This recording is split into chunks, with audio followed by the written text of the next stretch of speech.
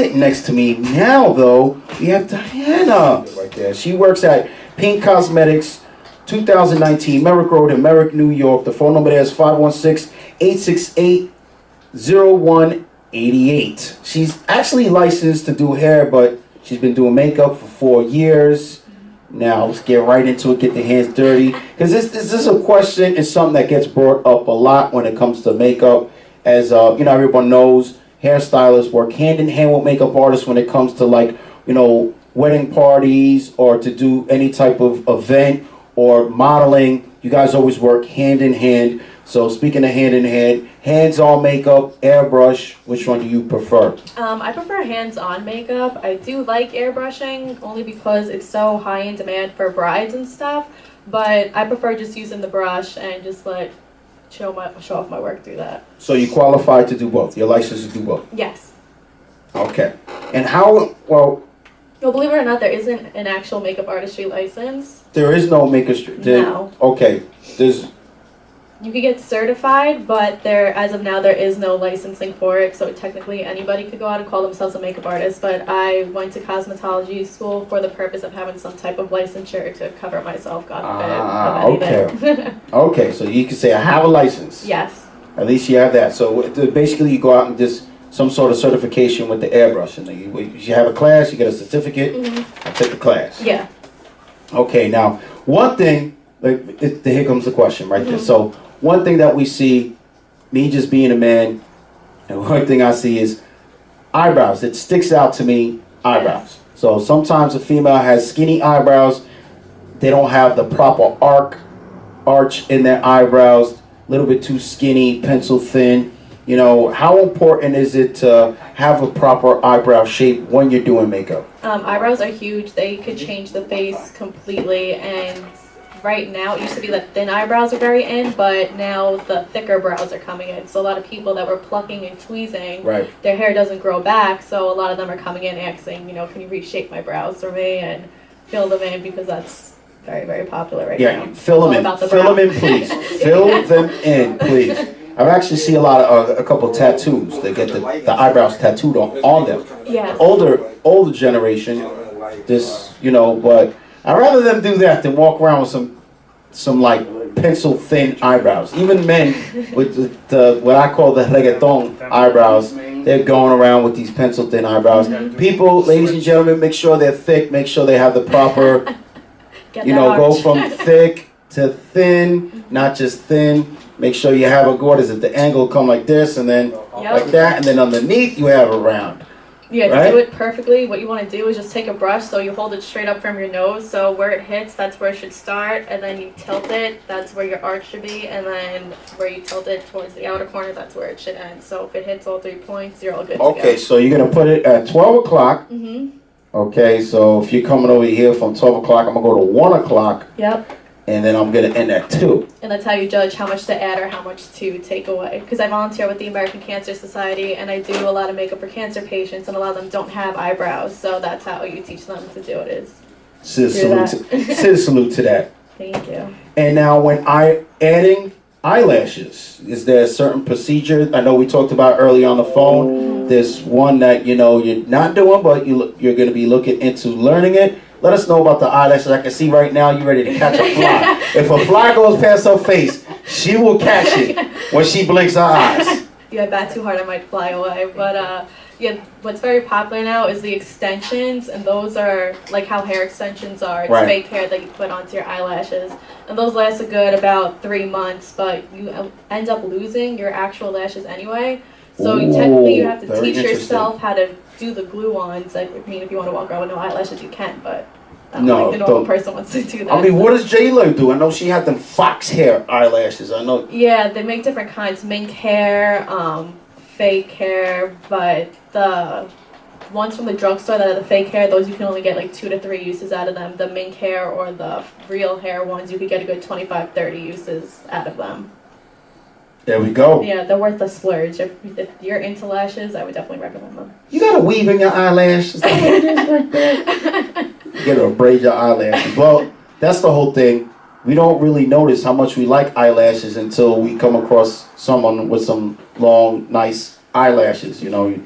you never know until you come across it, and then you're like, oh, Yeah. that looks good right there. Or they wake up the next day and they're gone, and it's, what happened to your eyelashes and your eyebrows? Yeah, it happens right there. So I brought it up earlier in the show. We see it a lot when, we're scrolling through our feed.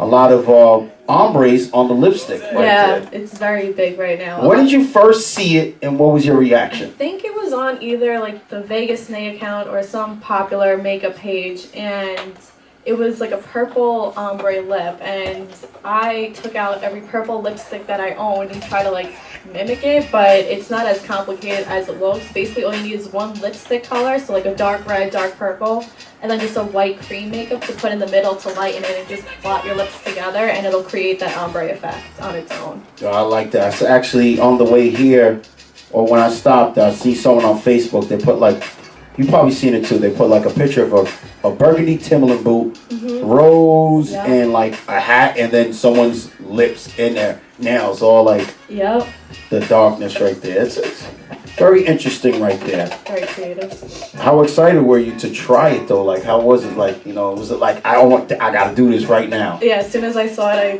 whipped everything out in 10 seconds, and I had to recreate it right then and there, and it took me a couple of hours to like get it down like the way that I liked it, but it came out pretty decent. It was worth the practice. And as barbers, one of the things that we face is people asking for certain hairstyles that's not going to complement how they look.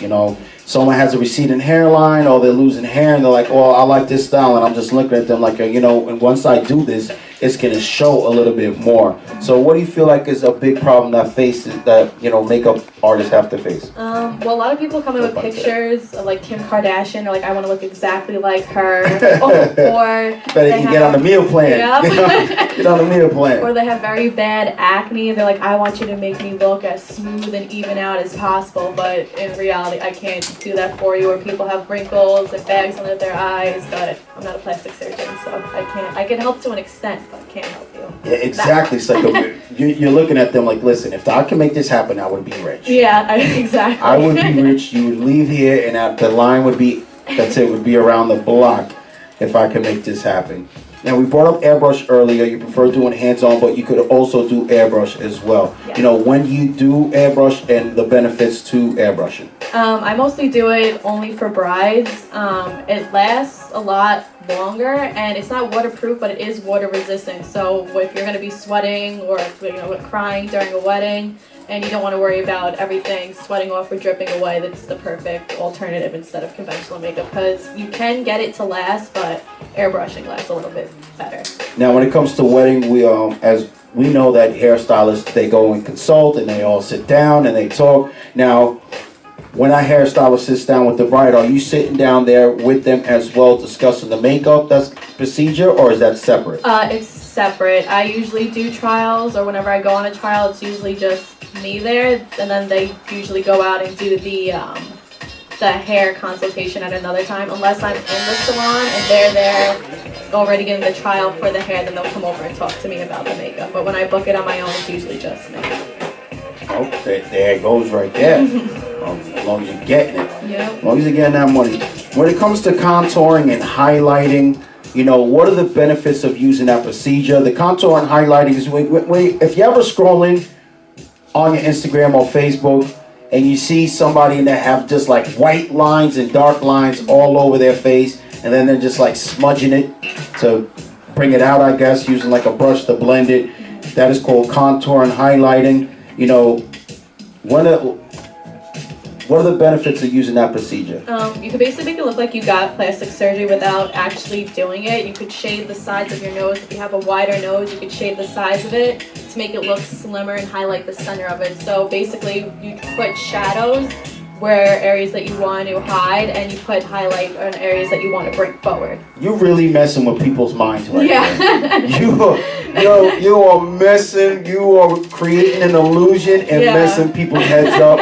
They're in the club looking out. I know this girl had a slim nose. Yep. She had a slim nose, and now what happened? What is your favorite part of doing makeup? You know, is it the eyes? Is it to be able to accentuate the cheeks? Is it the lips? What is it? It's definitely the eyes. Making the eyes pop is definitely my favorite thing. They using different colors based on different people's eye color, different shadows to complement them to make them pop so much more. And like with the wing liner and the lashes, it definitely pulls the whole look together.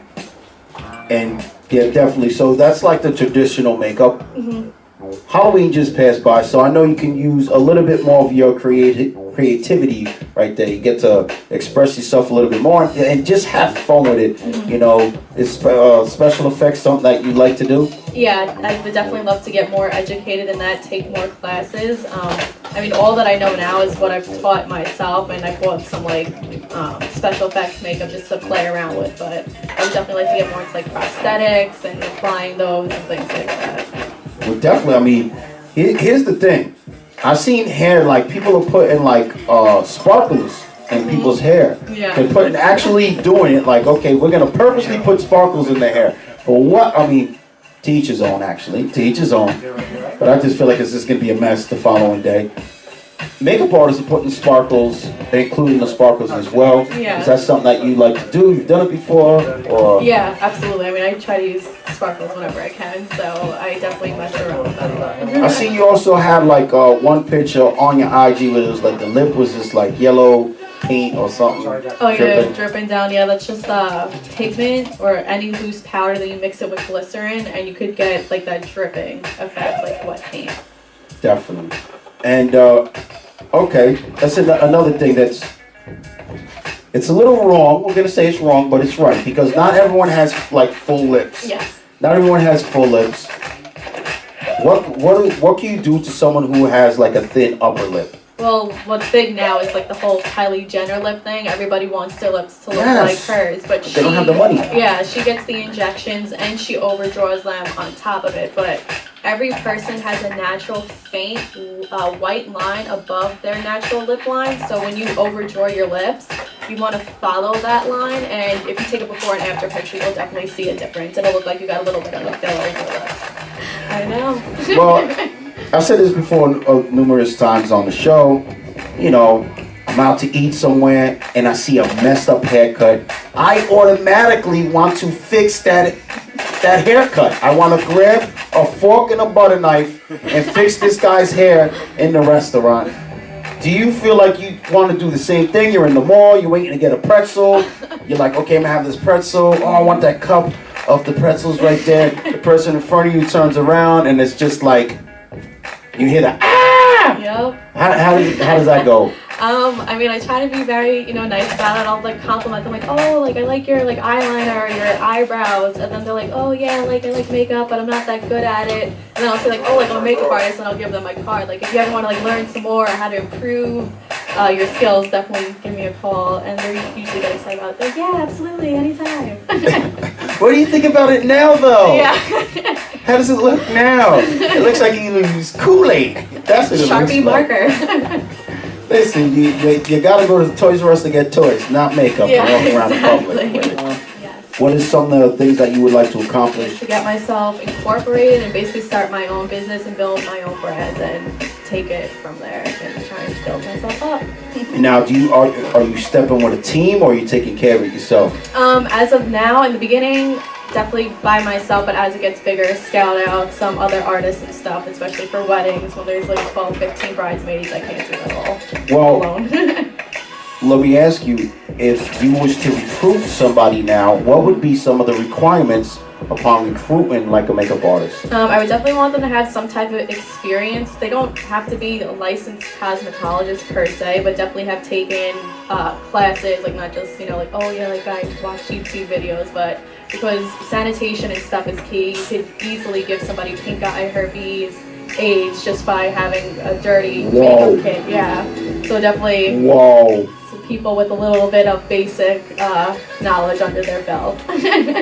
That makes you question next time you're at Macy's walking around, people. Oh my god, that makes my skin crawl watching them take the lipstick testers. It's very interesting to know that everything comes down to being, clean. That's it. Even with barbers, hairstylists, everything needs to be clean, sanitary. easy, and that's good. And you also, I guess people skills would be good too. You Yeah. don't want someone someone complains to them, and the next thing you know, they're just like, Yup. what are you doing? You just smile and yes them to death, no matter how difficult they are. You're ruining it. Go makeup world. We're waiting for you. Yup. And if you Salute.